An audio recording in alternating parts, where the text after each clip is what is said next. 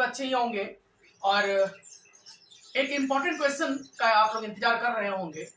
दोस्तों, important question जो है सभी बच्चों को ये पता है कि कितने क्वेश्चन आएंगे, कहाँ से आएंगे, कौन कौन से सेक्शन को करूं, कितने क्वेश्चन कहाँ से आएंगे और किस किस तरीके से मैं रिवीजन करें। बच्चों, बहुत सारे बच्चे पढ़ते पढ़ते, हिस्ट्री पढ़ते पढ़ते आपको बोरियत हो गया होगा, आप बोर हो गए होंगे। तो इसी प्रकार से हम लोग जो है हिस्ट्री है, ज्योग्राफी है, पॉलिटी है, इकोनॉमिक्स है, उसके मेन जो क्वेश्चंस है उन सभी सेक्शंस को हम लोग थोड़ा थोड़ा रिवीजन कर रहे हैं। और इसी बीच में हाईलाइटेड करता हुआ चलूंगा कि कौन से क्वेश्चन के आने की संभावनाएं अधिक है, उनको भी हम लोग हाईलाइटेड करते हुए चलेंगे। तो देर किस बात का, हम चलते हैं, आगे बढ़ते हैं और डायरेक्ट क्वेश्चन पर आते हैं। सबसे पहले मैंने हिस्ट्री के सेक्शन को उठाया है और हिस्ट्री के सेक्शन को हम लोग डिस्कस करते हुए चलेंगे। दोस्तों गाइज, जो हिस्ट्री के सेक्शन में है, सबसे पहला ही क्वेश्चन स्टार्ट होता है गांधी जी का सत्याग्रह। और सत्याग्रह से मैंने बताया था कल कि पिछले वीडियो में कि सत्याग्रह का मतलब ये होता है कि सत्य के रास्ते पर चल करके देश को आजाद कराना। मैंने बताया था अपने वीडियो में कि भारत में दो तरह के लोग थे, दो तरह से आजादी प्राप्त करना चाहते थे। एक तो गांधी जी शांति प्रिय तरीके से देश को आजाद कराना चाहते थे और दूसरा जो तरीका था वो तरीका जो है भगत सिंह और चंद्रशेखर आजाद जो गर्म दल के लोग थे। तो गांधी जी सत्याग्रह के तरीके से, सत्य और अहिंसा के तरीके से अपने देश को आजाद करना चाहते थे। इसके लिए गांधी जी ने सत्याग्रह के रास्ते को अपनाया और 1915 ईस्वी में जब दक्षिण अफ्रीका से गांधी जी भारत आए तो सत्याग्रह के रास्ते को अपनाया और उन्होंने भारत में एक एक करके कई सारे आंदोलन किए और उस आंदोलन के जरिए, उस आंदोलन के थ्रू भारत में बहुत सारे लोगों में देश प्रेम की भावना जगाने में वो सफल हो गए। और देश प्रेम की भावना जगाना ही राष्ट्रवाद है, देश प्रेम है, देशभक्ति है। तो सत्याग्रह में कई सारे आंदोलन गांधी जी ने किए। पहला सत्याग्रह जो था उनका 1917 ईस्वी में चंपारण बिहार में हुआ था।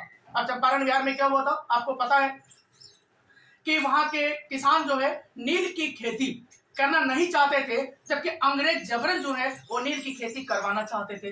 अब नील की खेती क्यों नहीं करना चाहते थे?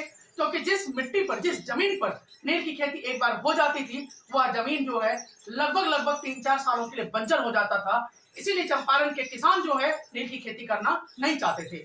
तो पहला सत्याग्रह जो है गांधी जी का चंपारण था और जब चंपारण गए तो वहां पे उन्होंने 3-4 दिन तक जो है शांतिपूर्वक हड़ताल किया, अंग्रेजों से बिना कोई टेंशन मोल लेते हुए। अंतिम में उनकी जीत हुई और अंग्रेजों को हार माननी पड़ी, अंग्रेजों को झुकना पड़ा। तो ये था गांधी जी का पहला सत्याग्रह। उसके बाद दूसरा सत्याग्रह गांधी जी का अहमदाबाद में हुआ। अहमदाबाद, ये डिस्कशन सब मैंने अच्छे से करा हुआ है। अहमदाबाद में क्या हुआ था कि जो कपड़ा फैक्ट्री में कॉटन मिल वर्कर्स ने यहाँ पे हड़ताल किया हुआ था और ये अपने सैलरी को बढ़ाने की मांग कर रहे थे, क्योंकि कई सालों से सैलरी बढ़ा नहीं था। तो सैलरी को बढ़ाने की मांग कर रहे थे। अंग्रेज सरकार जो है या कपड़े के फैक्ट्री के जो मालिक थे वो इंक्रीज नहीं करना चाहते थे सैलरी को और अंतिम में दोनों में विवाद स्टार्ट हो गया। अंतिम में गांधी जी के प्रयास से, गांधी जी के स्ट्रगल से जो है यहाँ पे सत्याग्रह के थ्रू जो है यहाँ पे जीत हुई भारतीयों की और अंग्रेज सरकार को बात माननी पड़ी। नेक्स्ट था उसके बाद खेड़ा सत्याग्रह। खेड़ा में क्या हुआ था, फसल नष्ट हो गया था, फसल चौपट हो गया था और फसल चौपट होने के बाद जो है लोग जो है टैक्स देना नहीं चाहते थे, जबकि अंग्रेज सरकार टैक्स लेने पर ना आमादा थे। अंग्रेज सरकार टैक्स लेने के लिए मजबूर कर रहे थे। इस प्रकार यहाँ भी एक बहस हुई और इस प्रकार से जो है अंग्रेज सरकार अंतिम में हार हुई और भारत की जीत हुई। तो इस प्रकार जो है ये था। अब जालियांवाला बाग हत्याकांड, ये प्री बोर्ड 2022 में आया हुआ है। जालियांवाला बाग हत्याकांड के बारे में बताया था कि 13 अप्रैल 1919 को जालियांवाला बाग में, जालियांवाला बगीचा जो अमृतसर में है, अमृतसर में ही जालियांवाला बगीचे में एक हत्याकांड हुआ था। और इसमें क्या हुआ था कि वो बगीचा चारों तरफ से घेरा हुआ था और बहुत सारे लोग जो है उस बगीचे में एक तो बैसाखी का त्योहार मनाने के लिए इकट्ठा हुए थे और दूसरा कुछ लोग रॉलेट एक्ट के कारण वहां के 2 नेता को गिरफ्तार कर लिया गया था। उन दोनों के कारण बहुत सारे लोग जालियांवाला बगीचे में शांतिपूर्वक हड़ताल कर रहे थे, शांतिपूर्वक प्रदर्शन कर रहे थे। और इसी बीच में जो है वहाँ जनरल डायर आया और जनरल डायर ने गोली चलाने का आदेश दे दिया। और आदेश देने के कारण जो है क्या हुआ कि इसमें बहुत सारे लोगों की जान चली गई, कई हजार लोग मारे गए और कई हजार लोग घायल। जलियांवाला बाग हत्याकांड के बारे में बता ही दिया हमने। उसके बाद नॉन कॉपरेशन मूवमेंट और सहयोग आंदोलन, जिसमें गांधी जी ने सितंबर 1920 में 1 अगस्त 1920 को ये आंदोलन को शुरुआत किया था, स्टार्टिंग किया था। तो असहयोग आंदोलन में क्या था गांधी जी का तरीका कि शांतिपूर्वक तरीके से हम पूरे देश में अंग्रेजों का विरोध करेंगे। और इस प्रकार से गांधी जी ने यह इस आंदोलन के जरिए अंग्रेजों के सारे जो पावर थे, उनके पावर को इतना इस तरीके से प्रॉब्लम क्रिएट कर दिया कि अंग्रेजों के सामने इतनी मजबूरी हो गई कि करीब करीब हर बिजनेस में उनको इतना नुकसान होने लग गया। कपड़े की फैक्ट्री में नुकसान हो गया, हर तरह से शराब के दुकानों के सामने महिलाओं के द्वारा पिकेटिंग किया गया, धरना प्रदर्शन किया गया। इस प्रकार से कई सारे प्रॉब्लम आने के बाद करीब करीब 2 सालों में अंग्रेज सरकार हारने के कगार पर आ गई थी। अब ऐसा लग रहा था कि भारत को स्वराज की प्राप्ति हो जाएगी, भारत देश आजाद हो जाएगा। लेकिन अंग्रेजों ने एक चाल चली और ये चाल क्या था, 5 फरवरी 1922 को चौरी चौरा उत्तर प्रदेश के गोरखपुर में है। चौरी चौरा में एक इंसिडेंट हो गया जिसमें 22 पुलिसकर्मी जिंदा जला दिए गए थे। और इस प्रकार से गांधी जी ने यह आंदोलन को जो असहयोग आंदोलन था, नॉन कॉपरेशन मूवमेंट था, उसको कॉल्ड ऑफ कर लिया, उसको वापस ले लिया था। तो ये था असहयोग आंदोलन। चौरी चौरा आंदोलन के बारे में मैंने बताया ही, पेपर में इंपॉर्टेंट है चौरी चौरा आंदोलन। गांधी जी का दांडी मार्च, जो सविनय अवज्ञा आंदोलन था, नमक सत्याग्रह था। बच्चों कई बार मैंने पिछले बार वीडियो में बताया था कि दांडी मार्च, सविनय अवज्ञा आंदोलन, civil disobedience movement, salt movement, ये सारे एक ही आंदोलन के नाम है, अलग अलग नाम है। तो दांडी मार्च में क्या हुआ था, नमक सत्याग्रह में क्या हुआ था कि गांधी जी ने शांतिपूर्वक तरीके से अंग्रेज सरकार के नमक कानून का विरोध किया। क्यों? गांधी जी ये चाहते थे कि पूरे भारत से सभी लोगों को आंदोलन से जोड़ा जाए, देश प्रेम से, देशभक्ति से, राष्ट्रवाद से जोड़ा जाए। तो उन्होंने नमक का मुद्दा अपनाया, क्योंकि नमक जो है हर घरों में प्रयोग होता था, यूज होता था। और नमक पे भी अंग्रेज सरकार ने टैक्स लगा रखा था। नमक बनाने का अधिकार केवल अंग्रेज सरकार को था। अगर कोई भारतीय अगर नमक बनाता था तो उस पर इतने ज्यादा टैक्स लाद दिए जाते थे कि वह दोबारा से फैक्ट्री से नमक बनाने की हिम्मत भी नहीं कर सकता था। तो इस प्रकार भारत सरकार ने गांधी जी के सहयोग से भारतीयों ने नमक कानून का विरोध किया। और नमक कानून का विरोध के लिए अहमदाबाद से दांडी में आकर के, दांडी के समुद्र तट पर जितने भी नमक की फैक्ट्री थी वो दांडी के समुद्र के किनारे थी। दांडी जो है वो समुद्र के किनारे है, मैप में मैंने बताया है आपको। तो इस प्रकार से दांडी में समुद्र के किनारे आकर के एक मुट्ठी नमक लेकर के गांधी जी ने अंग्रेजों के इस कानून का विरोध किया। अंतिम में गांधी जी को गिरफ्तार कर लिया गया और गिरफ्तार करके जो है उनको जेल में डाल दिया गया। लेकिन इसके बाद भी पूरे देश में इस नमक आंदोलन ने इतना जोर पकड़ा कि अंग्रेजों को होश ठिकाने आ गए। लेकिन जिस प्रकार से आंदोलन तेजी से बढ़ा तो अंग्रेज सरकार इससे डर गई और अंग्रेज सरकार ने अंतिम में गांधी जी के सामने एक समझौता प्रस्ताव रखा। तो गांधी जी ने 12 सूत्री मांग रखा था और इसी को लॉर्ड इरविन समझौता, गांधी इरविन समझौता कहा गया। उस इरविन समझौता के बारे में मैंने अच्छे से डिस्कशन किया हुआ है, आप वहां से चैनल पे जाकर के देख सकते हो, भारत में राष्ट्रवाद के वीडियो में जाकर के कि गांधी इरविन समझौता में 12 मांगे क्या क्या था, 14 मांगे क्या क्या था, उस पर मैंने अच्छे से एक वीडियो बनाया हुआ है। तो बच्चों ये था नमक सत्याग्रह। तो कुल मिलाकर के यहाँ पे इस बार जो आपके पेपर में इंपॉर्टेंट है वो रॉलेट एक्ट है, 100% आएगा। रॉलेट एक्ट को आप अच्छे से देख लें।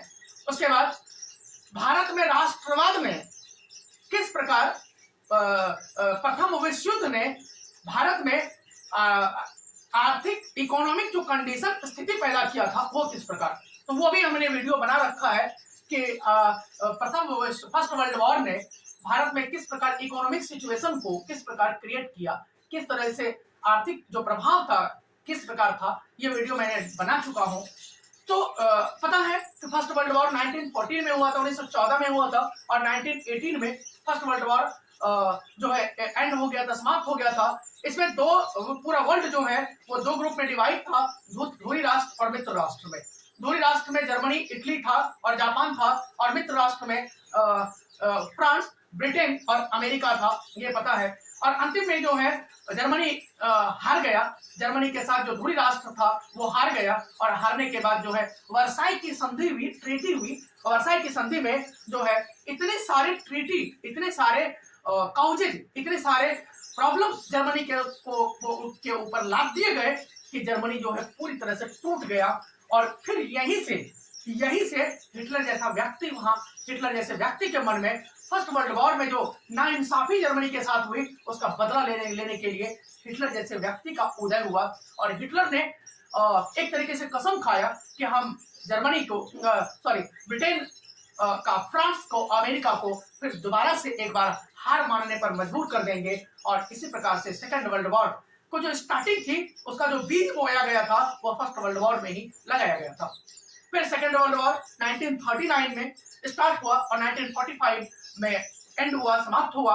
और सेकेंड वर्ल्ड वॉर में फिर क्या हुआ कि अमेरिका ने जापान के पर्ल हार्बर पर जापान के दो शहर हिरोशिमा और नागासाकी पर बम गिराया। और इसके बाद जो है सेकेंड वर्ल्ड वॉर एंड हो गया। जापान ने हार मान लिया, सरेंडर कर दिया, और इस प्रकार जर्मनी भी हार गया था।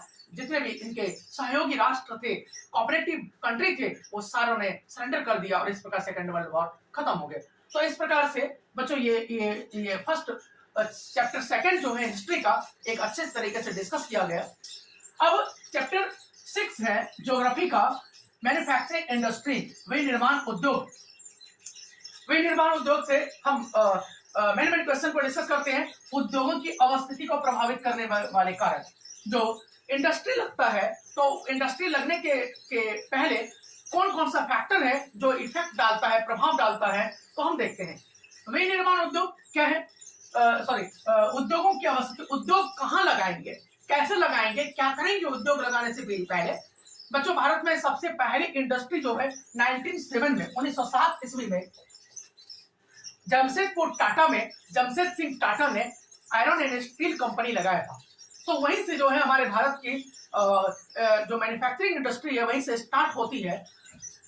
उद्योगों को अवस्थिति को प्रभावित करने के लिए सबसे जो पहला कारक है, वो सबसे पहला जो कारक है वो रॉ मटेरियल्स होना चाहिए, होता है कच्चा माल। कोई भी इंडस्ट्री वहीं लगेगी जहां रॉ मटेरियल्स होगा। जैसे कि एग्जांपल मान ले जाए मैं आयरन एंड स्टील कंपनी लगाना चाहता हूं, तो दिल्ली में नहीं लग सकता आयरन एंड स्टील कंपनी। क्यों? क्योंकि यहाँ रॉ मटेरियल है ही नहीं, कच्चा माल नहीं है। लोहा जिससे बनाएंगे, आयरन जिससे बनाएंगे, उसके लिए रॉ मटेरियल, कच्चा माल जो आयरन है वो नहीं है दिल्ली में। अगर हम दूसरे जगह से मंगवा करके यहाँ फैक्ट्री में बनाते हैं तो हमारा लागत बहुत आ जाएगा, कॉस्ट बहुत आ जाएगा, और उसका जो बिक्री होगा, सेलिंग होगा, वो बहुत अधिक कॉस्ट पर बिक्री होगा, जिससे लोग हमारे बने हुए सामान को खरीदेंगे नहीं। तो हमारा जो लागत होगा, हमारा जो सामान बनेगा, उसकी कॉस्ट बहुत अधिक आ जाएगी, और इससे कंपनी जो है घाटे में चली जाएगी।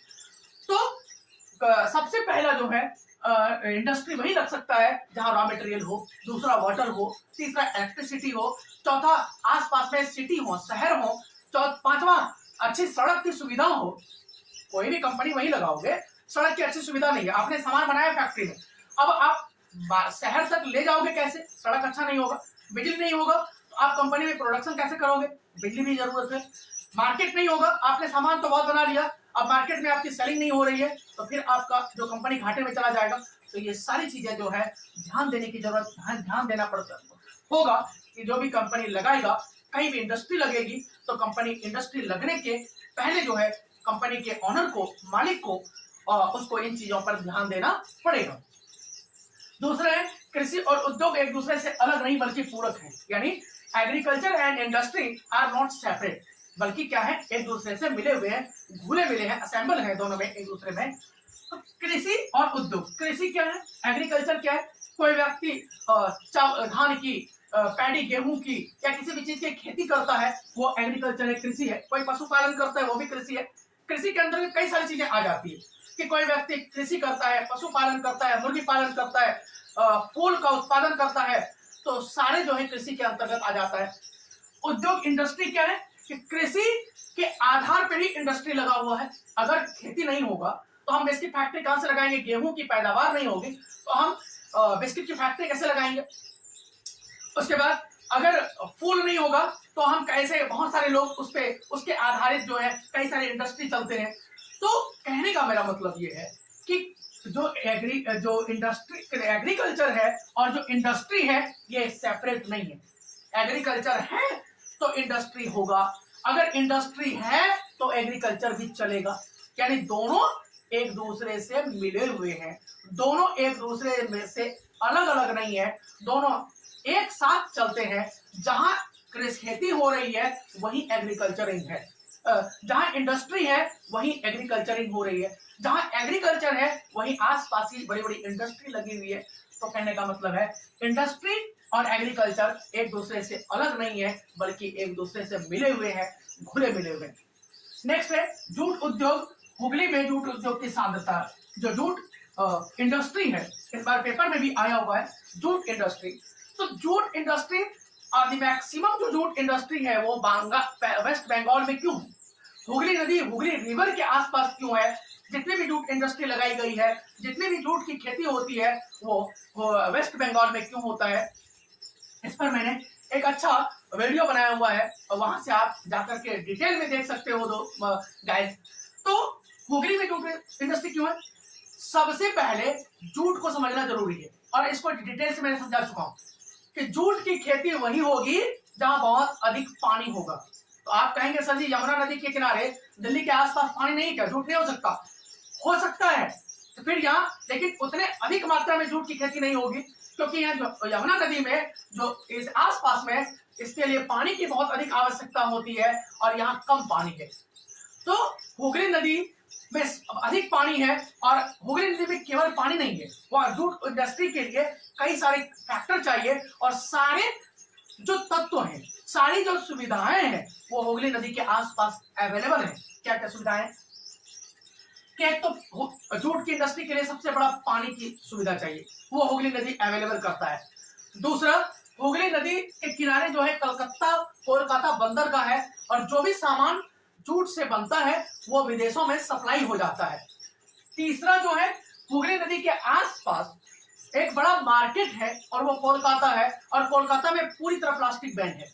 तो कोलकाता में जितना प्रोडक्शन होता है करीब करीब उसका 20 से 30% जो मैन्युफैक्चरिंग है, जो जूट के थैले हैं वो कोलकाता के आसपास, मालदा टाउन के आसपास, दुर्गापुर में सेलिंग हो जाता है। तो ये कई सारे रीजन हैं जिस कारण से हुगली नदी के आसपास, कलकत्ता के आसपास मैक्सिमम जो जूट की फैक्ट्री है वो उसी के आसपास लगाई गई है। तीसरा है कपास industry, cotton industry. Cotton industry जैसे सूती कपड़ा बन रहा है, जैसे कपड़े बन रहे हैं, वो तो सूती कपड़ा उद्योग को फाइबर इंडस्ट्री से क्यों संघर्ष करना पड़ रहा है?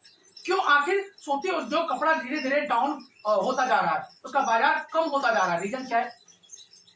कि एक तो सूती कपड़ा इंडस्ट्री के सामने सबसे बड़ी समस्या क्या है कि आज मैक्सिमम जो लोग हैं वो सूती कपड़ा पहनना बंद करते चले जा रहे हैं, क्योंकि सूती जो कॉटन क्लॉथ है उसमें उसकी डिमांड कम होती जा रही है।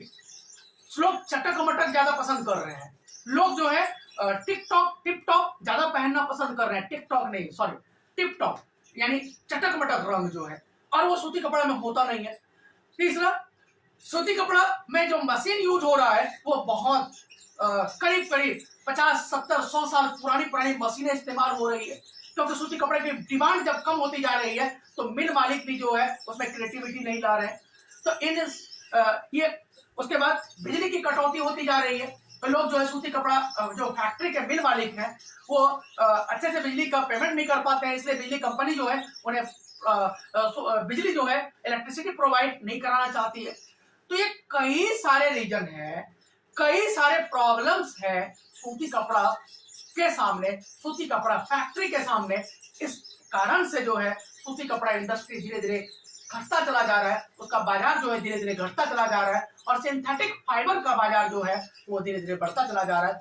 लोग भी डिमांड भी आज सिंथेटिक फाइबर का ही करते चले जा रहे हैं।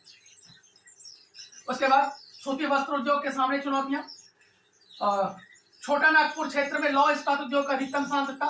छोटा नागपुर का जो क्षेत्र है, छोटा नागपुर का जो पठार है, वो पूरा पठार जो है आधा झारखंड, आधा बिहार, आधा छत्तीसगढ़ और आधा वेस्ट बंगाल, ये उड़ीसा थोड़ा सा, ये सारे राज्य में जितना बड़ा एरिया में छोटा नागपुर का करीब करीब 800 से 1000 किलोमीटर के क्षेत्र में ये पूरा जो एरिया है वो फैला हुआ है। और यहाँ पे धरती के नीचे रॉ मटेरियल भरा पड़ा है। इतने अधिक रॉ मटेरियल्स हैं कि अगर 1000 सालों में भी यहाँ से रॉ मटेरियल निकालते रहे, जितना इस्तेमाल, जितना हमारा यूज हो उतना। वो तो कोयला का भंडार करीब करीब हमारे देश में 4000 कोयले का भंडार था, स्टॉक था, लेकिन हमने केवल 70-80 सालों में सारे कोयले के स्टॉक लगभग खत्म कर दिए। तो जितना इस्तेमाल, जितना यूज है हमारे देश को आगे बढ़ाने के लिए, देश को डेवलपिंग कंट्री बनाने के लिए जितना जरूरत है, अगर उतना केवल इस्तेमाल करें तो हम जो है छोटा नागपुर पठार में काफी सफिशिएंट है। तो छोटा नागपुर पठार में इस्पात उद्योग की अधिकतम सांद्रता क्यों है? जितने भी maximum iron and steel industry लगाए गए हैं वो सारे इसी एरिया में क्यों लगाया गया है? अभी मैंने पिछले फर्स्ट क्वेश्चन में कहा था कि इंडस्ट्री वही लगेगा, आयरन एंड स्टील इंडस्ट्री वही लगेगा जहां रॉ मटेरियल होगा। तो यहाँ पे लगाने का सबसे बड़ा रीजन, पहला रीजन है कि कच्चा माल अवेलेबल है, उपलब्ध है। दूसरा, उड़ीसा, बिहार, झारखंड और ईस्टर्न यूपी, यहाँ से सस्ते मात्रा में मजदूर मिल जाते हैं, चीप लेबर मिल जाते हैं, इसीलिए सारे फैक्ट्रियां, सारे आयरन एंड स्टील इंडस्ट्री इसी एरिया में लगाए गए हैं। तीसरा पॉइंट, ये जो एरिया है छोटा नागपुर का पठार, झारखंड हो गया, बिहार हो गया, उड़ीसा हो गया और ईस्टर्न यूपी हो गया, ये अनडेवलप है, अभी भी डेवलप नहीं हो पाया है। तो इनमें डेवलप करने के लिए, घर बनाने के लिए, सड़कें बनाने के लिए, ब्रिजेज बनाने के लिए, पुल बनाने के लिए बहुत अधिक मात्रा में आयरन और स्टील की जरूरत पड़ रही है। तो ये जहां जितने स्टील प्रोडक्शन हो रहा है वो सारा स्टील का करीब करीब 20 से 30% स्टील जो है इन राज्यों में खपत हो जाती है, इसलिए यहाँ सारे आयरन एंड स्टील इंडस्ट्री इसी एरिया में लगाए गए हैं। चौथा पॉइंट है, फोर्थ पॉइंट है कि इस एरिया में स्टील प्लांट इसलिए लगाया गया है, एक तो कोलकाता बंदरगाह, दूसरा उड़ीसा में बंदरगाह, कई सारे यहाँ पे पोर्ट है, बंदरगाह है, जहां से हम आयरन एंड स्टील को, जापान आयरन एंड स्टील को जितना इंडोनेशिया, थाईलैंड, फिलीपींस, सिंगापुर, इन सब कंट्री में हम लोग भेज देते हैं, अपना सेलिंग कर देते हैं। इन सारे कारणों की वजह से जितने भी आयरन एंड स्टील इंडस्ट्री है वो सारे इसी एरिया में लगाए गए हैं। एक और क्वेश्चन है, चीन शुगर इंडस्ट्री। शुगर इंडस्ट्री के सामने क्या क्या प्रॉब्लम फेस कर रहा है शुगर इंडस्ट्री? तो दोस्तों, शुगर इंडस्ट्री जो है, चीनी उद्योग हमारे देश में क्या है कि तो चीनी उद्योग में ऐसे मशीनें इस्तेमाल हो रहा है कि चीनी उद्योग में ऐसे मशीनें इस्तेमाल हो रहा है जो पुरानी मशीनें हैं। दूसरा पॉइंट है कि चीनी उद्योग में जो है बहुत ज्यादा रॉ मटेरियल चाहिए, उबाऊ उद्योग इंडस्ट्री है। तीसरा, चीनी उद्योग जो है, चीनी उद्योग के सामने और भी कई सारी समस्याएं हैं। आप वहां से वीडियो में पूरी तरह इसको डिटेल में जाकर के देख सकते हो कि हमारे देश में शुगर इंडस्ट्री के सामने, चीनी उद्योग के सामने क्या क्या प्रॉब्लम्स है, क्या क्या चुनौतियां हैं और इसका क्या क्या ऑप्शन हो सकता है। तो इस प्रकार से जो है ये, इसमें से इंपॉर्टेंट क्वेश्चन आपका इस बार के लिए रॉलेट एक्ट है, चौरी चौरा आंदोलन है, गांधी जी का सत्याग्रह आंदोलन है, ये तीनों क्वेश्चन इंपॉर्टेंट है।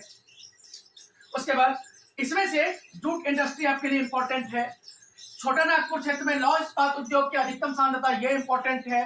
कृषि और एक उद्योग एक दूसरे से अलग नहीं है बल्कि पूरक है, ये इंपॉर्टेंट है।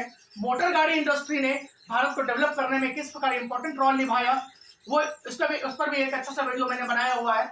आप इस चैप्टर पे उस वीडियो में जाकर के देख सकते हो कि मोटर गाड़ी उद्योग ने भारत को डेवलप करने में, डेवलपिंग कंट्री बनाने में किस प्रकार इंपॉर्टेंट रोल निभाया। 1991 में जब लिबरलाइजेशन लाया गया था, लिबरलाइजेशन का मतलब मैंने बताया हुआ है, उदारीकरण लाया था। जब आपने हमारे देश के मार्केट को जब ओपन कर दिया गया, वर्ल्ड के मार्केट से जब जोड़ दिया गया तो उसको लिबरलाइजेशन कहा गया और यह 1991 में हमारे देश में लाया गया था। तो उसके बाद से लाखों हजारों की संख्या में मोटर गाड़ी इंडस्ट्री हमारे देश में आई और मोटर गाड़ी इंडस्ट्री ने अपना इतना अधिक प्रोडक्शन किया कि हर घर में, हर गांव में आज हर घरों में मोटर गाड़ियां यानी 2 व्हीलर और 4 व्हीलर हर घरों में अवेलेबल हो गया। तो मोटर गाड़ी से क्या हो रहा है कि देश हमारा बहुत तेजी से डेवलप किया। कोई भी किसी व्यक्ति के पास अगर बाइक है तो वो व्यक्ति आसानी से एक जगह से दूसरे जगह अपने सामान को बेच सकता है, खरीद सकता है, एक जगह से दूसरे जगह कम टाइम में जा सकता है, अपने व्यापार को बहुत तेजी से ग्रो कर सकता है। तो मोटर गाड़ी उद्योग ने हमारे देश को डेवलप करने में बहुत तेजी से इंपॉर्टेंट रोल निभाया। तो ये सारे क्वेश्चन इंपॉर्टेंट क्वेश्चन थे। आप आसानी से इस वीडियो को 2 से 3 बार देखें, और अगर कहीं से डिटेल देखना हो तो आप उस चैप्टर के वीडियो पर जाएं और वहां से डिटेल उस क्वेश्चन को जरूर देखें। बिल्कुल डरने की जरूरत नहीं है, आप केवल डिस्कशन देखेंगे। जो भी बच्चे मेरे चैनल से जुड़े हुए हैं उसके 40 आउट ऑफ 40 आएंगे, इसकी मैं पूरी गारंटी। हाय गाइस, अब हम लोग जो है राष्ट्रीय अर्थव्यवस्था के जीवन रेखाएं chapter 7 life line of national economy, इस चैप्टर को हम लोग अच्छे से देखते हैं कि यहाँ से कितने सारे कौन कौन से क्वेश्चन इंपॉर्टेंट हो सकते हैं। बच्चों, बोर नहीं होना है, आप मेरे साथ जुड़े हुए हो तो आपके अंदर फुल एनर्जी होनी चाहिए। आप पूरी तरह से एनर्जी के साथ बैठो और अच्छे से इसको 1 बार 2 बार जरूर इस वीडियो को सुनो, तो आपका रिवीजन जो है वो बहुत ही कम टाइम में हो जाएगा। तो गाइस, हम लोग जो है अब चलते हैं क्षमता के आधार पर सड़कों के प्रकार। या सबसे पहला क्वेश्चन, यहाँ से एक क्वेश्चन हर साल आता रहा है कि जो कैपेसिटी के आधार पर हमारे देश में कितने प्रकार की सड़कें हैं उसको हम लोग देखेंगे। तो इस मैप को मैंने लगाया है, इस मैप के आधार पर पहले मैं इस मैप वाला जो क्वेश्चन है उसको करवा देता हूं। एक है गोल्डन क्वाड्रिलेटरल, स्वर्णिम चतुर्भुज महाराजमार्ग योजना। गोल्डन क्वाड्रिलेटरल एक सड़क बनाने का एक ट्रेंड था, एक तरीका था। भारत सरकार के द्वारा एक लंबी और चौड़ी सड़कें बनाई गई थी। इस चौड़ी सड़कों के द्वारा 4 शहरों के बीच कनेक्ट किया गया था। 4 शहरों को लंबी और चौड़ी सड़कों के द्वारा कनेक्ट करने के लिए जो सड़क बनाई गई थी उसे गोल्डन क्वाड्रिलेटरल या स्वर्णिम चतुर्भुज महाराजमार्ग योजना कहते हैं। ये कौन कौन सा सड़क, ये कौन कौन सा सिटी था? तो बच्चों, ये सिटी था, एक तो दिल्ली है, एक पहला है दिल्ली, बंबई या चेन्नई है, या चेन्नई, मद्रास का पुराना नाम चेन्नई है, कल मैप वॉक में मैंने बताया था। और चौथा है कोलकाता। यहाँ देखिए कोलकाता, वेस्ट बंगाल की राजधानी कोलकाता है। तो इन चारों शहरों को यहाँ देखिए, ध्यान से देखो गाइस, इन चारों शहरों को जोड़ने के लिए ये जो क्वाड्रिलेटरल बना, ये जो चतुर्भुज बना, इसी के कारण जो है इस सड़क मार्ग को, इस सड़कों के प्रकार को क्वाड्रिलेटरल बोला गया, चतुर्भुज बोला गया। और चूंकि चौड़ी सड़कें थी, लंबी सड़कें थी, इसलिए राजमार्ग नहीं, नेशनल हाईवे नहीं बोला गया, महाराजमार्ग। महाराजमार्ग का मतलब होता है कि ऐसी चौड़ी सड़कें जिसमें दिल्ली, बंबई, चेन्नई और कोलकाता, इन 4 शहरों को जोड़ने के लिए एक चौड़ी और लंबी सड़कें बनाई गई थी। इसीलिए इसका नाम स्वर्णिम चतुर्भुज महाराजमार्ग योजना प्रोजेक्ट नाम दिया गया। अब कई सारे बच्चों के मन में क्वेश्चन उठ रहे होंगे, सर जी ये ऐसा ही नाम क्यों दिया गया, इन्हीं चारों शहरों को क्यों जोड़ा गया? तो गाइस, इसके भी आंसर्स हैं आपके सर के पास कि चूंकि ये जो तीनों शहर है, बंबई, चेन्नई और कोलकाता, तीनों पोर्ट सिटी है, यानी बंदरगाह शहर है, समुद्र के किनारे हैं। बट दिल्ली कोई समुद्र के किनारे नहीं है। तो दिल्ली में जो सामान आता था वहां लाने में प्रॉब्लम होता था, क्योंकि जो कोलकाता है वो चाइना वगैरह से सामान आसानी से आ जाता था। जो बंबई है ये वेस्टर्न यूरोप से सामान जो है जहाजों के थ्रू आसानी से आ जाता था। और जो चेन्नई है ये जो ईस्टर्न एशिया वाला पार्ट है, थाईलैंड हो गया, इंडोनेशिया हो गया, सिंगापुर हो गया, जापान हो गया, यहाँ से जो है मार्केटिंग हमारा आसानी से हो जाता था। बट दिल्ली जो है किसी भी पोर्ट सिटी नहीं था, इसीलिए आसानी से सामान दिल्ली नहीं पहुंच पाता था। कुछ सामान थे जो दिल्ली में बनते थे, तो दिल्ली को चारों शहरों के, चारों मेगा सिटी से कनेक्ट नहीं किया जा पा रहा था। इसीलिए चारों मेगा सिटी का मतलब होता है जिसकी पॉपुलेशन, जिस सिटी की पॉपुलेशन 1 करोड़ से अधिक होती है उसे मेगा सिटी कहते हैं। या जहां मेट्रो चल रहा है उसे मेट्रो सिटी भी नाम दिया गया है। तो इन चारों बड़े शहर, भारत के चारों शहर बहुत बड़े शहर है, इतना बड़ा शहर इन चारों के बराबर और कोई नहीं है। तो इन चारों शहरों को, बड़े शहरों को बड़े शहरों में व्यापार को प्रमोट करने के लिए, बढ़ावा देने के लिए, एक सिटी से दूसरे सिटी में आने जाने की सुविधा प्रदान करने के लिए एक लंबी और चौड़ी 6 लेन वाली सड़कें, 6 लेन वाली सड़कें बनाई गई और इसीलिए इसका नाम गोल्डन क्वाड्रिलेटरल नाम दिया गया, स्वर्णिम चतुर्भुज महाराजमार्ग योजना नाम दिया गया। तो ये मैप वर्क था, अब मैंने समझा दिया आपको। अब हम लोग जो है नेक्स्ट जो सड़कें हैं उसको हम लोग ध्यान से देखते हैं गाइस। हम लोग पहले देखेंगे जिला सड़क, जिला मार्ग क्या होता है, डिस्ट्रिक्ट रोड्स क्या होता है। आप हालांकि इस पर मैंने डिटेल से एक वीडियो बनाया हुआ है, आप वहां जाकर के देख सकते हो। तो केवल रिवीजन चल रहा है, तो आप रिवीजन जो है देखिए यहाँ ध्यान से। कि कहते हैं ना कि थकते वही है जिसके अंदर एनर्जी नहीं होता है। जो भी बच्चे मेरे साथ जुड़े हुए हैं उसका थकना मना है। आप खूब रिवीजन करो, खूब रिवीजन करो। आप सोचो किसी एक सब्जेक्ट में अगर 95 प्लस 98 99 मार्क्स आता है तो आपको और आपके पेरेंट्स को कितनी खुशी होगी, कितना उन्हें कितना खुश होंगे वो पापा जिनके पढ़ाने के बाद, जिनके मेहनत से आपका रिजल्ट कितना बढ़िया होगा। तो चलते हैं हम लोग, जिला सड़क क्या है, डिस्ट्रिक्ट रोड क्या है। किसी एक जिले में जितने गांव हैं उन गांवों को जब शहरों से जोड़ा जाता है सड़कों के थ्रू, सड़कों के माध्यम से, उसे डिस्ट्रिक्ट रोड कहते हैं। इसके लिए मैंने एग्जांपल क्या दिया था, मान लीजिए एक डिस्ट्रिक्ट है गाजियाबाद, उत्तर प्रदेश में कई सारे जिले हैं, उसमें एक डिस्ट्रिक्ट है गाजियाबाद, और गाजियाबाद एक शहर है और गाजियाबाद के अंतर्गत करीब 40 से 50 विलेज है, गाँव है। तो जो जितने गाँव हैं वो गाँव जब शहरों से, गाजियाबाद सिटी से जब शहर से रोड के थ्रू कनेक्ट होते हैं तो उसे डिस्ट्रिक्ट रोड कहते हैं। दूसरा है दोस्तों दूसरा है राज्य राजमार्ग, स्टेट हाईवे। जब स्टेट हाईवे क्या है कि जैसे उत्तर प्रदेश में करीब 80 जिले हैं, 79 डिस्ट्रिक्ट है, तो सारे जिले जो है उत्तर प्रदेश की राजधानी कैपिटल लखनऊ से जब जुड़ते हैं उसे स्टेट हाईवे कहते हैं। यानी जो किसी भी एक राज्य की राजधानी से उस राज्य में जितने डिस्ट्रिक्ट हैं वो सारे डिस्ट्रिक्ट जब उस राज्य की राजधानी से, उस राज्य की कैपिटल से सड़क के माध्यम से, लंबी और चौड़ी सड़कों के द्वारा जब कनेक्ट होता है तो उसे हम लोग स्टेट हाईवे कहते हैं। राष्ट्रीय राजमार्ग एक राज्य से दूसरे राज्य को जोड़ने के लिए, एक स्टेट से दूसरे स्टेट को कनेक्ट करने के लिए जो लंबी और चौड़ी सड़कें बनाई जाती है उसे स्टेट हाईवे कहते हैं। स्टेट हाईवे में मैं एक एग्जांपल के थ्रू आपको समझा रहा हूं, आप यहां से भी समझ सकते हो गाइस। क्या स्टेट नेशनल हाईवे क्या है कि जैसे जम्मू कश्मीर को कन्याकुमारी से जब जोड़ दिया गया, यहाँ देखिए जम्मू कश्मीर को जब कन्याकुमारी से जोड़ा गया सड़कों के थ्रू तो उसे हम लोग जो है क्या कहेंगे, नेशनल हाईवे। भारत में पहला नेशनल हाईवे सबसे पहली बार जो है ग्रैंड ट्रंक, पहले नेशनल हाईवे को ग्रैंड ट्रंक रोड कहा जाता है, जीटी रोड। और पहली बार जीटी रोड जो है एक मुस्लिम शासक था शेरशाह सूरी, उन्होंने ही पहली बार ये जीटी रोड बनाने का, नेशनल हाईवे बनाने का कॉन्सेप्ट दिया था। बाद में हालांकि मुगलों के समाप्त होने के बाद भारत सरकार के द्वारा जो नेशनल हाईवे का कॉन्सेप्ट था वो स्टार्ट किया गया।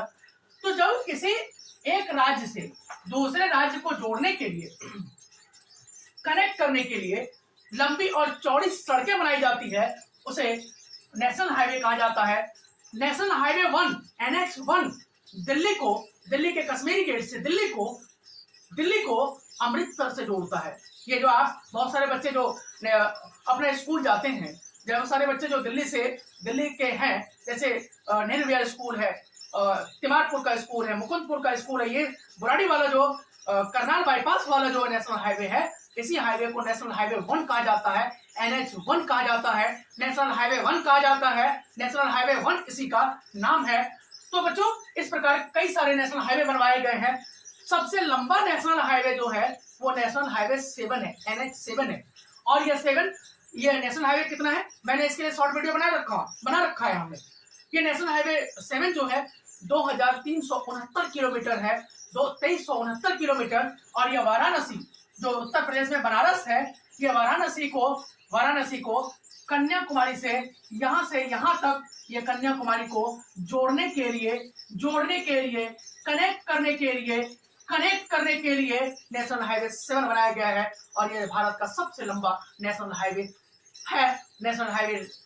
सबसे लंबे नेशनल हाईवे का नाम NH7 है। और यह भारत सरकार के द्वारा व्यापार को बढ़ावा देने के लिए, ट्रेड को प्रमोट करने के लिए ये बनवाया गया है। तो कई सारे, उसके बाद यहाँ पे ईस्ट वेस्ट कॉरिडोर और नॉर्थ साउथ कॉरिडोर भी है। अब ध्यान से देखेंगे बच्चे, जो ने पढ़ लिया है तो वो तो ठीक है, जिन्होंने नहीं पढ़ा है वो देखेंगे ध्यान से। नॉर्थ साउथ कॉरिडोर क्या है? जम्मू कश्मीर से कन्याकुमारी को जोड़ने के लिए, यानी नॉर्थ में जम्मू कश्मीर और साउथ में कन्याकुमारी, इन दोनों को जोड़ने के लिए जो सड़क बनाया गया है उसे नॉर्थ साउथ कॉरिडोर कहते हैं। और इस कॉरिडोर का मतलब है कि छोटी चौड़ी सड़कें, लंबी सड़कें। तो इस टाइप कोई व्यक्ति जो है इस सड़क के माध्यम से, नॉर्थ का व्यक्ति है वो जम्मू साउथ जा सकता है, और कोई व्यक्ति अगर साउथ का है तो वो नॉर्थ में किसी भी स्टेट से अपना व्यापार कर सकता है, अपना ट्रेड कर सकता है और अपना व्यापार को बढ़ावा दे सकता है। मान लीजिए कोई फैक्ट्री है जम्मू कश्मीर में या लद्दाख में, और लद्दाख से सामान जो है हमें तमिलनाडु भेजना है, तो हम इसी नॉर्थ साउथ कॉरिडोर के थ्रू हम अपने सामान को, अपने ट्रेड को बढ़ावा दे सकते हैं। उसी प्रकार ईस्ट वेस्ट कॉरिडोर जो है गुजरात को असम से मिलाता है। गुजरात को असम से इन दोनों स्टेट्स को जो है गुजरात के पोरबंदर को असम के सिलचर से जोड़ने के लिए जो सड़क बनाया गया था, नेशनल हाईवे बनाया गया था, इसे ईस्ट वेस्ट कॉरिडोर कहा गया है। और ये दोनों कॉरिडोर क्वेश्चन एग्जाम में पूछा गया है, और ये दोनों corridor, north south corridor, east west corridor, दोनों कॉरिडोर जो है यहाँ झांसी में दोनों आपस में एक दूसरे को कनेक्ट करते हैं। ये क्वेश्चन IAS के एग्जाम में और कई बार रेलवे के एग्जाम में कई बार पूछा गया है, 1-2 बार नहीं।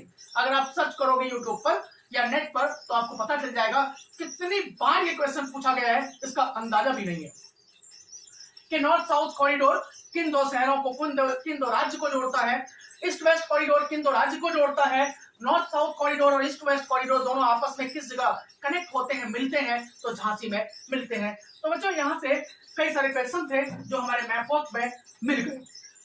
उसके बाद एक है सीमांत सड़क, बॉर्डर रोड।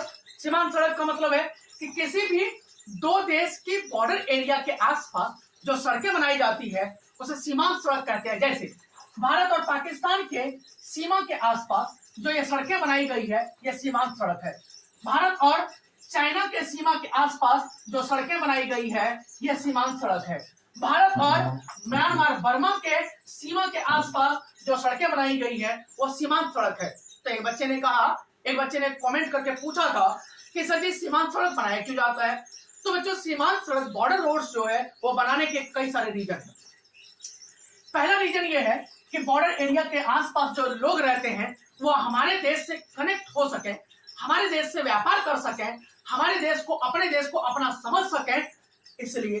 दूसरा, जब भी वॉर की सिचुएशन हो, युद्ध की सिचुएशन हो, तो उस समय हम सड़क के थ्रू सैनिकों के लिए, आर्मी के लिए, एयरफोर्स के लिए हम जो है सामान, खाने पीने का सामान, हम लड़ने के युद्ध अस्त्र, टैंक, गोले, बारूद, ये सब सड़क के माध्यम से हम बॉर्डर एरिया में भेज सकें।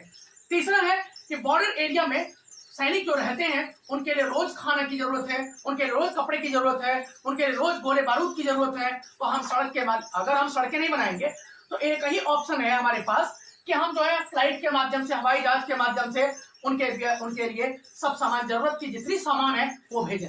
लेकिन अगर सड़कें हो जाता है तो हम आसानी से हम जो है अपने सामान सैनिकों के लिए भेज सकते हैं। चौथा ये है कि जब वॉर की सिचुएशन होती है, जब युद्ध की स्थिति आ जाती है, तो वॉर की स्थिति में हम गोले बारूद जो है आसानी से अपने सैनिकों को उपलब्ध करा सकें, मुहैया करा सकें, और हम युद्ध को जीतने के लिए, युद्ध को जीत सकें। इसलिए जो है ये बॉर्डर एरिया में बॉर्डर रोड्स बनाया जाता है, इसलिए उसे सीमांत सड़क कहते हैं।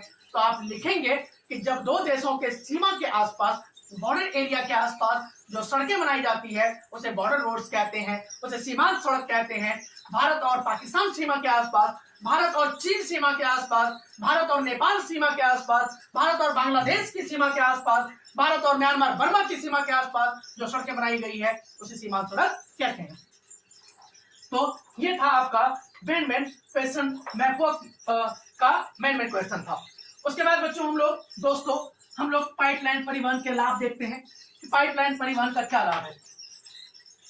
हमारे घरों में जो पानी आता है वो पाइपलाइन के थ्रू आता है, पता है आपको। अगर इस पर डिटेल से वीडियो देखनी है तो इस चैप्टर के वीडियो आप देख सकते हो, वहां मैंने बहुत डिटेल से समझाया है कि पाइपलाइन क्या है, पाइपलाइन जो ट्रांसपोर्टिंग है उसका बेनिफिट्स क्या है। फिर भी यहाँ थोड़ा सा हम लोग रिवीजन कर लेते हैं कि पाइपलाइन परिवहन का क्या क्या लाभ है, देखते हैं। तो हमारे घरों में जो पानी आ रहा है वो पाइपलाइन के थ्रू आ रहा है। हमारे घरों में विदेशों से, भारत में जो दूसरे देशों से, ईरान से, इराक से जो पेट्रोलियम आ रहा है, जो मिट्टी का तेल आ रहा है, जो सीएनजी गैस आ रहा है, वो पाइपलाइन के थ्रू ही आ रहा है। तो पाइपलाइन परिवहन का सबसे बड़ा लाभ क्या है कि इसमें नुकसान बहुत कम होता है।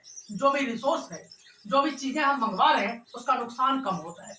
दूसरा क्या है, इसको बनाने में लागत तो बहुत अधिक आती है। पाइपलाइन अगर बिछाओगे तो इसका कॉस्ट तो बहुत अधिक आता है, लेकिन इसको देखभाल करने में लागत बहुत कम आती है। अगर रेलवे को हम लगाते हैं तो रेलवे को लगाने में भी लागत अधिक आती है, इसकी देखभाल करने में भी लागत बहुत अधिक आती है।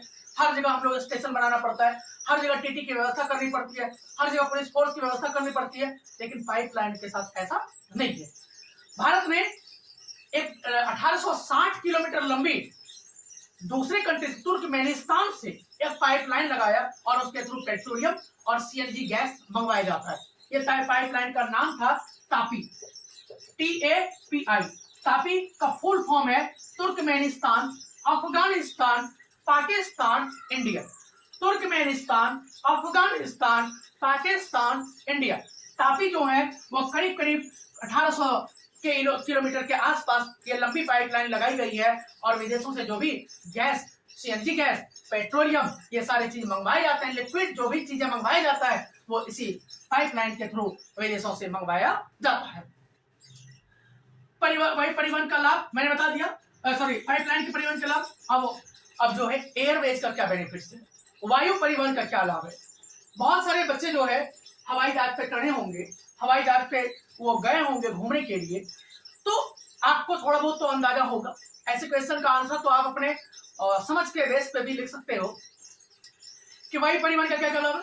कि एक तो वायु परिवहन जो है बहुत लंबे समय की दूरी जो है कम समय में पूरा कर देता है। अगर हमें भारत से अमेरिका जाना हो तो अगर हम बस से जाएं तो कितने दिन लग जाएंगे, एक आध महीना लग जाएगा, लेकिन वायु परिवहन से हम कम समय में पहुंच सकते हैं।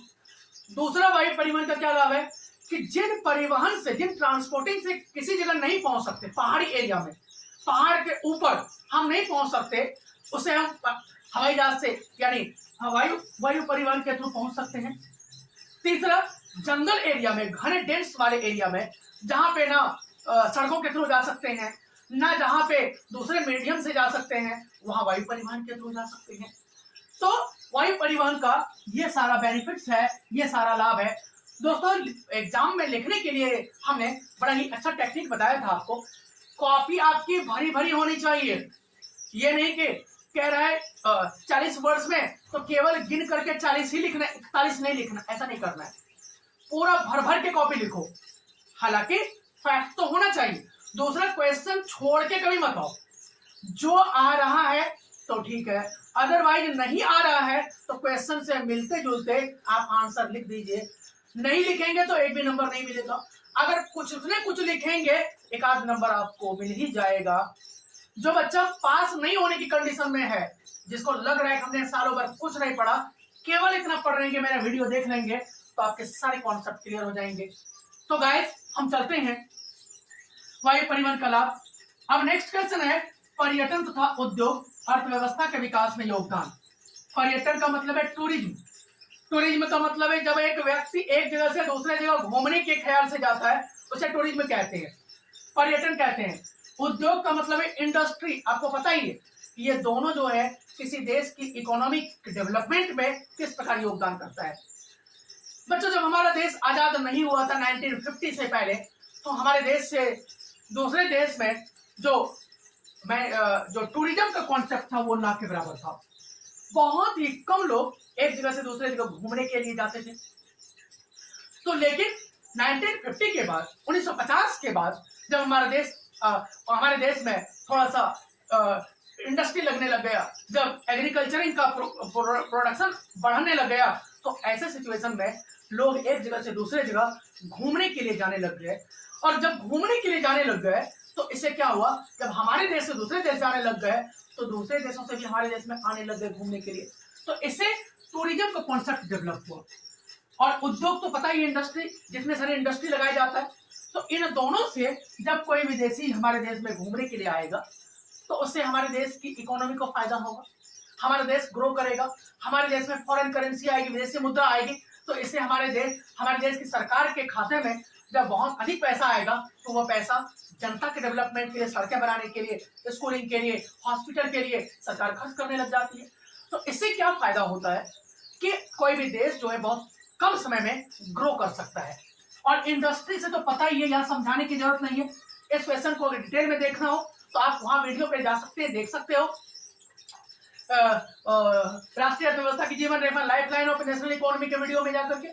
तो ये दोनों जो है अर्थव्यवस्था के विकास में, इकोनॉमिक डेवलपमेंट में, किसी भी कंट्री के इकोनॉमिक डेवलपमेंट में बहुत बड़ा योगदान निभाता है। नेक्स्ट है, परिवहन तथा संचार के साधनों को अर्थव्यवस्था की जीवन रेखाएं क्यों कहा जाता है। परिवहन क्या है? ट्रांसपोर्टिंग। ट्रांसपोर्टिंग का मतलब है कि ट्रांसपोर्टिंग, मैंने वीडियो में दिखाया, बताया हुआ है कि ट्रांसपोर्टिंग का मतलब है कि जब कोई व्यक्ति एक जगह से दूसरे जगह दूर किसी बाइक से या किसी हवाई जहाज से या किसी पानी वाले सी पोर्ट से अगर जाता है तो उसे ट्रांसपोर्टिंग कहते हैं। संचार का मतलब है मोबाइल फोन। संचार का मतलब है मोबाइल फोन। तो इन दोनों से हमारे देश की अर्थव्यवस्था को लाइफलाइन कहा जाता है, क्योंकि अगर ये दोनों नहीं होगा तो कोई भी देश डेवलप नहीं कर पाएगा। आज आप देख लीजिए नेपाल, आज आप देख लो बांग्लादेश, आज आप देख लो भूटान, कई सारे कंट्री हैं। अफ्रीका में जितने कंट्री हैं, लगभग कंट्री का डेवलपमेंट नहीं हो पाया है। इसलिए अफ्रीका को अंधकार का देश, अंधकार की कॉन्टिनेंट कहा जाता है, अंधकारों का महादेश कहा जाता है, क्योंकि वहां का डेवलपमेंट हो ही नहीं पाया अब भी, क्योंकि वहां की सरकारें जो है इन्हीं दोनों पर काम नहीं कर रही है। और कोई भी देश इन्हीं दोनों के बेसिस पे डेवलप कर सकता है और अनडेवलप हो सकता है। तो परिवहन जो है, ट्रांसपोर्टिंग जो है, हमारे देश की सरकार ने ट्रांसपोर्टिंग पर बहुत अधिक ध्यान दिया। विदेशी कंपनी को बहुत अधिक मात्रा में बुलाया और कहा कि हमारे देश में फैक्ट्री लगाओ। और फैक्ट्री लगाने के लिए क्या किया? सरकार ने जो है सेज स्थापित किया, एसईजेड, यानी सरकार ने हर तरह की सुविधाएं दी विदेशी कंपनी को कि भाई विदेशी कंपनी, एक तरह से लालच दिया, लॉलीपॉप दिया कि भाई तुम आओ वहां से और हमारे देश में कंपनियां लगाओ। और अगर हमारे देश में कंपनी लगाओगे तो आपको क्या करेंगे, विदेशी कंपनी को 5 साल तक जो है हम भारत सरकार टैक्स नहीं लेगा, आपके बच्चों को पढ़ने लिखने की सुविधाएं प्रदान करेगा, विदेशों में आने जाने में आपका जो एयर कॉस्ट आएगा वो कम लगेगा। इस तरह से हर तरह की सुविधाएं इंडियन गवर्नमेंट ने विदेशी कंपनी को प्रोवाइड करवाया। और 1991 में के बाद से लाखों की संख्या में विदेशी कंपनी, मोटर गाड़ी उद्योग और जो कम्युनिकेशन इंडस्ट्री, ये सारे जो है डेवलप हुआ और आज हमारा देश थर्ड वर्ल्ड इकोनॉमी बनने जा रहा है। यहां से लिंक करके, करंट से लिंक करके लिखे आप, मैंने पहले भी वीडियो में बताया था कि आप बताएं कि 2023-24 में, 2019 में जब हम लोग बच्चों को लेकर के लाल किला गए थे तो वहां पे नरेंद्र मोदी साहब ने, भारत के प्राइम मिनिस्टर साहब ने अनाउंसमेंट किया था कि 2023-24 तक भारत की इकोनॉमी $5 ट्रिलियन हो जाएगा। और ये संभव कैसे होगा? इन्हीं दोनों से। और 2030 तक हमारे देश की इकोनॉमी जो है वो तीसरी थर्ड वर्ल्ड इकोनॉमी बनने जा रही है। वो कैसे संभव होगा? इन्हीं दोनों की सहायता से। तो इस प्रकार दोस्तों, यहाँ से जितने क्वेश्चन था इंपॉर्टेंट मैंने डिस्कस कर दिया। एक बार आप जरूर से वीडियो को बार बार सुने और कॉन्फिडेंट होकर के एग्जाम में जाए, चाहे पढ़े हो या ना पढ़े हो। जो भी बच्चे चैनल से जुड़े हो या ना जुड़े, इतना कॉन्फिडेंस से जाओ, लेकिन हाँ, क्वेश्चन छोड़ना मत, चाहे क्वेश्चन आए या ना आए। और पहले वो उसी सेक्शन को करें जिस सेक्शन को आपको अच्छे से आता हो। कई बार क्वेश्चन क्या करते हैं, बच्चे सेक्शन नहीं लिखते हैं, क्वेश्चन अच्छे से नहीं लिखते हैं, टीचर को कंफर्म पता नहीं चल पाता है कि ये 9 है या 8 है, ये 3 है या 8 है। तो क्लियरली क्वेश्चन नंबर को अच्छे से अलग पेन से करें और 2 घंटा टाइम जो है आपके लिए एसएसटी में कम पड़ जाएगा। तो हर क्वेश्चन को सेम टाइम दें आप। शुरू में क्या करते हैं बच्चे, जिस क्वेश्चन का आंसर पता है उसको बहुत डिटेल में लिखना शुरू कर देते हैं, जिस क्वेश्चन का आंसर नहीं पता है उसे खींचना शुरू कर देते हैं। आप सभी को समान रूप से वेटेज दें और इस प्रकार आप अच्छे तरीके से पेपर दें। बेस्ट ऑफ लक मेरी तरफ से, और आपका 40 आउट ऑफ 40 आए ये मैं ईश्वर से उम्मीद करता हूं, ईश्वर से दुआ करता हूं, और आपसे उम्मीद भी करता हूं कि अगर आप अच्छे से पढ़े होंगे तो आपका लाना जो है बहुत डिफिकल्ट नहीं होगा। धन्यवाद।